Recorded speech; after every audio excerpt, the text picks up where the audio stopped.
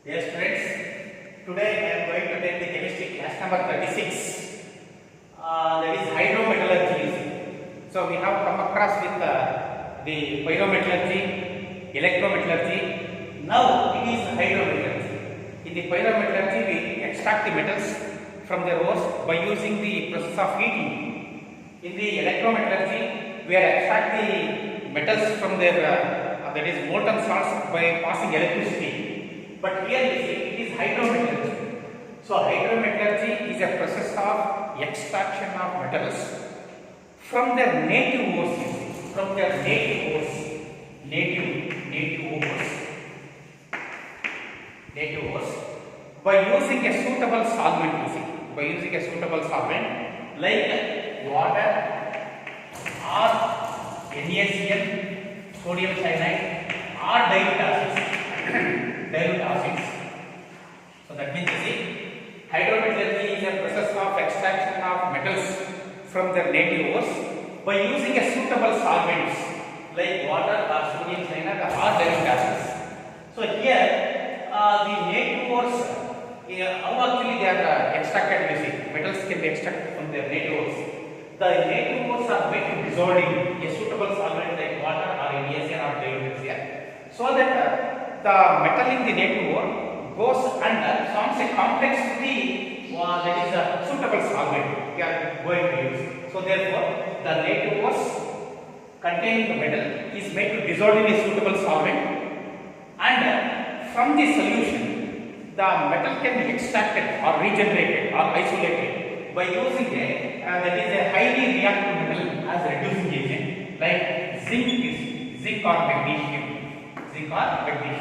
So this process is called the hydrometallurgy. So therefore, and this hydrometallurgy is generally used for the extraction of less reactive metals like gold and silver,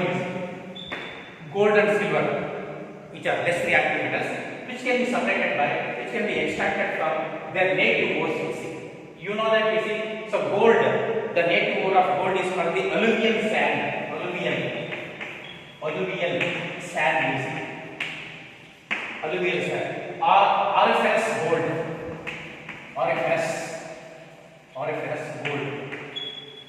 Alluvial sand or auriferous gold is called the native ore of gold. So therefore, the alluvial sand or auriferous gold is used as a native ore to extract the gold. So now we have one extraction, that is the extraction of gold from alluvial sand or auriferous gold. You see. So now, for this extraction of gold, that is extraction of gold, you see, extraction of gold by alluvial sand or auriferous gold, you see. So therefore, extraction of gold by alluvial sand by using sodium cyanide NaCl as solvent, you see. By using NaCl as solvent, we are going to use sodium cyanide as solvent. So therefore, what happens here? The alluvial sand, which is the native ore of gold, is made to dissolve in sodium cyanide, so that gold particles are dissolved in sodium cyanide. So forming one complex which is called the sodium arocyanide.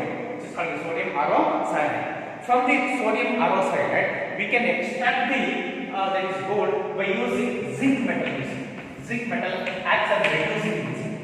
For this, we can write the molecular equation as well as that is ionic equation. But only one ionic equation is given in the that is NCERT textbook. We can write both that is the molecular formula, molecular equation as well as that is ionic equation. Let me write the molecular equation first. So that is 4Au plus 8 NaCl plus 2H2O plus O2. Yes, here 4Au plus 8 NaCl plus 2H2O plus O2. Here 4Au means, you see, it is alluvial sand, so which contains gold. You see, it is made to dissolve in sodium cyanide plus water and air. You see, you will be getting 4NaAu Cn twice plus 4NaOH. 4NaOH. So that means, you see, so this is alluvial sand, let us say, alluvial sand or auriferous gold. So this alluvial sand is a native ore of gold. It is made to dissolve in sodium cyanide solvent. So that you see all the gold particles dissolved in sodium cyanide, giving sodium aurocyanide. It is called the sodium aurocyanide. So it is the complex of your gold. So from this sodium aurocyanide, you can extract the gold by using that is a highly reactive metal as reducing agent like your zinc. Zinc. So for this you can write the equation, second equation, that is 2NaAuCN twice plus Zn plus Zn. So you will be getting Na2Zn Cl 4 times. You will be getting Na2Zn Cl 4 times plus 2Au, that is nothing but your gold. So this is pure gold. So this is alluvial sand or native ore of gold. You can write like this, native ore of gold. Here you will be getting the gold one. So that is metal gold. So this is how you can extract the gold metal by using this process is also called the cyanide process. You see. So that is this process is also called the cyanide process. The cyanide process of extraction of gold by alluvial sand. So these are the molecular equations. You can write the ionic equations also for this. You see. So or let us say or. So first ionic equation for this you see, that is 4Au plus 8Cn minus your right. Cn minus plus 2H2O also here, 2H2O plus O2 your right as here. We will be getting to see 4AuCN twice minus plus 4OH minus 4OH minus you will be getting. So this is ionic equation. And second ionic equation for this you see, you can write 2 times, that is 2 times of AuCN 2 times minus plus Zn your right, that is the reducing agent. And that means you see this Zn will replaces the Au. Zn will replaces the Au, that's all. And therefore you will be getting Zn Cn 4 times, that is 2 minus plus 2 times of Au. So this is how we can write the ionic equations also. That means it is the hydrometallurgical process. Hydrometallurgy is a process of extraction of metals from their native ores. From their what? Native ores. So native ores means you see gold and silver are obtained in form of native ores. Okay, in the native form. So extraction of gold by alluvial sand by using cyanide process. You see, in this process, the alluvial sand of native ore of gold is made to dissolve in sodium cyanide solvent. So that gold dissolved in sodium cyanide, so giving sodium aurocyanide. So this sodium aurocyanide contains gold. You see, therefore you have to extract the gold from sodium cyanide. So therefore you put that is zinc. You see, when you put the zinc will that is attach this solution. As a result, gold will escape out. So that means the gold can be regenerated, isolated or separated by adding zinc. So therefore you see, zinc replaces the gold. Zinc will goes and attach this complex, and the gold will be recovered. So this is how we can extract the gold by using cyanide process. Okay. So this is a hydrometallurgical process. You see, only one example is there. So but for pyrometallurgy, we have extraction of extraction of copper, and then extraction of that is your iron, etc., zinc, etc., etc. But for electrometallurgy, we have aluminum extraction. For hydrometallurgy, we have only extraction of gold by cyanide. Okay.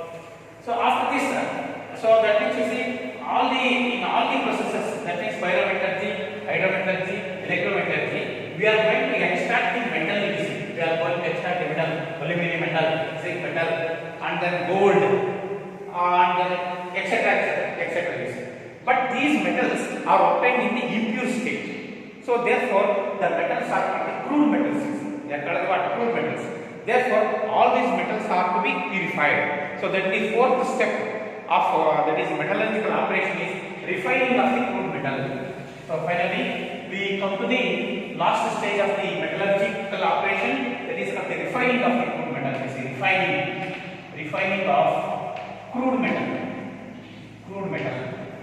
Crude means impure, you see. Crude means what? Impure. So that means refining of crude metal. It is nothing but, you see, refining of the impure metal. That means, you see, crude metal contains metal and impurities. What is the meaning of crude metal? Crude metal contains metal as well as impurity. See here. What is crude metal? Crude metal is nothing but the metal. It contains metal particles as well as impurities. That is nothing but impurity. If you remove these impurities, then you will be getting metal particles. That is called purification. Therefore, refining is also called purification. So, refining of metal is nothing but the purification. That means, you see, the metal contains metal particles. Crude metal contains metal particles and impurities. The process of removal of impurities. What is that? The process of removal of impurities from the crude metal. The process of removal of impurities from the crude metal is called the refining of the crude metal. So, refining of the crude metal depends upon, you see, different factors. That means, you see, this refining process depends upon the nature of the impurity, nature of the metal, you see. So, that means which method of refining is adopted. We know that the concentration methods, you see, concentration by flow separation, concentration by dirty separation, concentration by magnetic separation, depending upon the nature of the ore. But here, you see, depending upon the nature of the impurity, we are going to apply, we are going to subject different refining process, you see. So that means depending upon the nature of the impurity and nature of the metal, we are adapted this crude metal into different that is refining processes. Refining processes. Those refining processes are number one. So by liquefaction, you see, by liquefaction. So here it is the refining of crude metal by liquefaction. First method. So what is the principle used in this liquefaction, you see? When does the crude metal is applied to liquefaction? So this method of refining is adopted only when the metal melts earlier than impurity, you see. Metal melts earlier than impurity. You see, this is the principle you have to write. You see, what is the principle involved in the liquefaction of refining? So that means this method of refining is adopted only when the metal melts earlier than impurity. That means, you see, first metal should be melt and then impurity. Impurity should not be melt, you see. Metal should melt earlier than impurity. So and that means what is the process involved? So in this process, you see, so that is a sloping bed is taken, you see. Sloping bed. It is a sloping bed is present in that is hearth of the reverberating furnace, you see. That is impure metal pieces are taken here, you see, on the sloping bed. Let us say it is like this, you see. So this is hearth of the furnace. Hearth of furnace, you see. On the hearth of the furnace, you have to put that is metal, impure metal. This is impure metal. So this impure metal or crude metal is placed on the hearth of the furnace and it is heated. When it is heated, you see, all the metal particles melts and flows down, right? And you will be getting the liquid of the metal here. That means the crude metal is taken on the impure metal is taken on the earth of the furnace and it is heated so that the metal melts earlier than impurity and flows down, which can be collected. And the impurities are not melted. The impurities are present on the earth itself, you see. The impurities are present on the sloping bed. So that means, you see, impurities are here, metal particles are here. That is how we can purify the metal, which is called the purification of refining of crude metal by using what? Liquefaction. And this method, so that is what is the principle? Metal should melt earlier than impurity. This is the process. Where does it used, you see? So generally this liquefaction process is used for the less reactive metals, soft metals. Okay, like your bismuth, lead, tin. This is Pb, Sn, tin, lead, Pb, bismuth. So these soft metals, you see, low melting point metals are used for this process liquefaction. So this is the first method. Okay. So second method of refining is, the first method is liquefaction. Second method is refining of the crude metal by electrometallurgy. So here we know that you see this electrometallurgy is a process of extraction of metals by passing electric current through the molten salts of the metals. Okay. So this by using electrometallurgy we can purify the crude metal. With the extraction of copper, we are getting 98% crude metal of copper is obtained. So about 2% of impurities have to be removed by using electrometallurgy. So here electrolytic process, let us say. So in this method you see electrolysis, process is applied in between two electrodes you see. So let me take this is a impure metal bar. Electrolytic process. So this is impure metal bar you see. Let me take impure metal bar as anode. So this is anode. This is impure you see. Impure metal. This impure metal is taken as anode and a thin sheet of pure metal is taken as cathode you see. Is cathode. So we know that you see. So this is positive. This is negative. Cathode is negative. Anode is what? Positive. On passing electric current you see. And for that you see you have to put some electrolyte solution. So for example you see if it is zinc rod, zinc sulfate you have to put. If it is copper, we are going to take copper extraction you see. So therefore it is copper anode, copper cathode. This is copper sulfate solution. So added to the dilute sulfuric acid. So this is electrolyte. So what happens when current is passed through this? So on passing electric current, the anode, that is the big anode, will dissolve and the metal particles present in the anode will go and deposit on the cathode. Here. So that means impure metal bar anode will dissolve and the pure metal come and deposits on the cathode. This is the EC of copper, electrochemical equivalent of copper. Okay. So therefore you see, so the impure metal bar which contains impurities as well as pure metal. The pure metal particles come and deposits on the cathode in the pure form. What about the impurities? Impurities are collected near the anode. All the impurities come and collect on the anode. Here this is the impurities which are collected near the anode as anode mud. This is called the anode mud. What is anode mud? Anode mud is the impurities collected near the anode. Okay. So which is present in the impure metals. So that is how pure metals particles are deposited in the cathode. When you take the weight of this cathode, you see cathode weight will be increases. Actually, before and after weighing the cathode, you will be getting more amount of the particles are deposited from the cathode. See, therefore, you will be getting more weight. You see after electrolysis. So this is electrolytic process. You see. Okay, electrolytic refining. This process is called electrolytic refining. That means in this the impure metal bar is taken as anode. Pure thin sheet of the pure metal is taken as the cathode and aqueous solution of the soluble salts of the same metal is taken as an electrolyte, that is for copper anode, copper cathode, copper sulfate, sulfuric acid. On passing electric current, impure anode dissolves and the pure metal deposits in the cathode in the pure form and the impurities are collected at the near anode, you see, collected near the anode as anode. This is how in this process you see we are going to get 99.99% pure. So that is copper. Example is copper metallurgy. Example is what? Copper metallurgy. So this is the electrolytic refining. And so this is first, second, third one you see. So refining of the metal, that is refining of the crude metal by zone refining. You see zone refining. Third one, zone refining. So this is also one that is method of obtaining the metal in the purest form. You see, purest form of the metal can be obtained. Ultra pure metals are obtained in this zone refining. So generally, so it is meant for that is zirconium.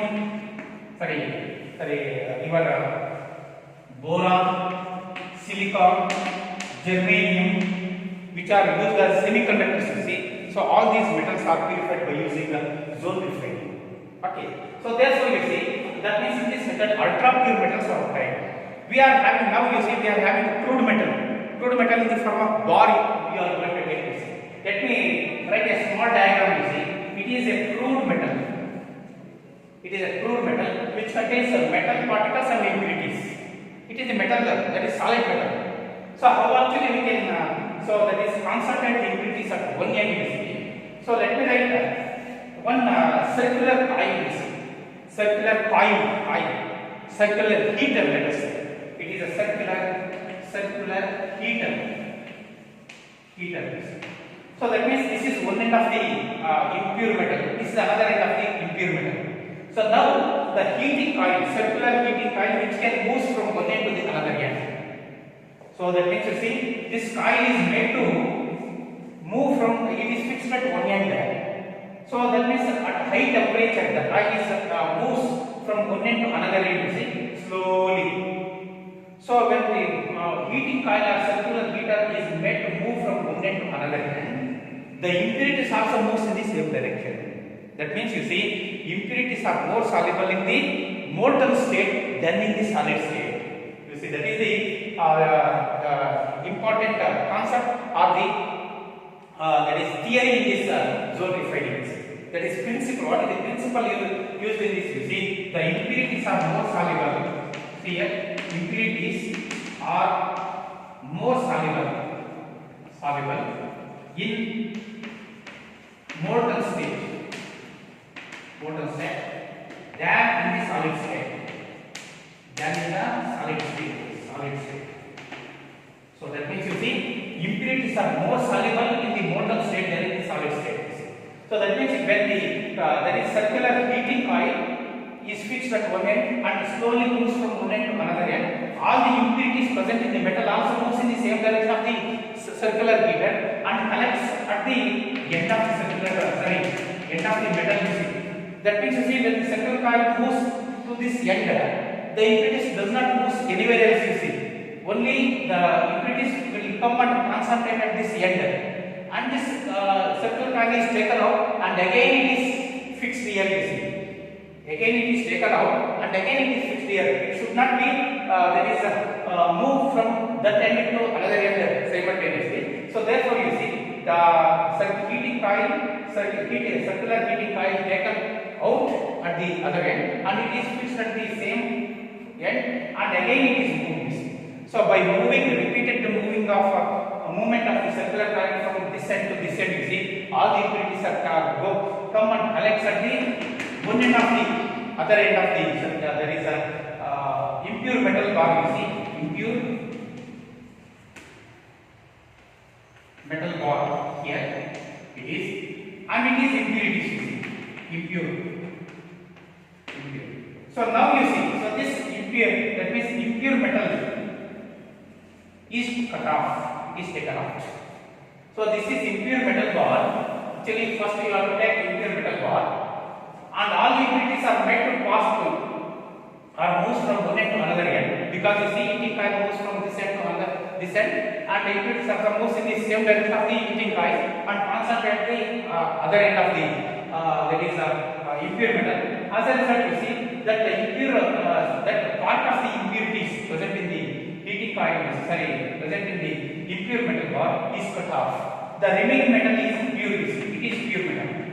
It is impure metal. That is how you can prepare the pure metal by using zone refining. Zone means region.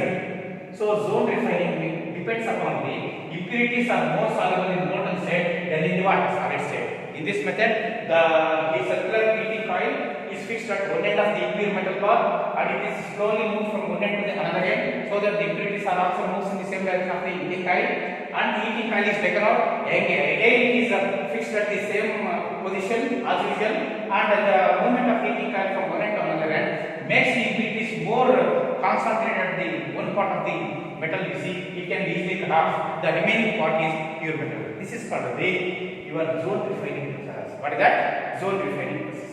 So this is how refining of the crude metal by zone refining method, liquefaction method, electrolytic method. Okay. So next, the last one is vapor phase refining method. Vapor phase refining method. Vapor phase refining. So in the vapor phase refining.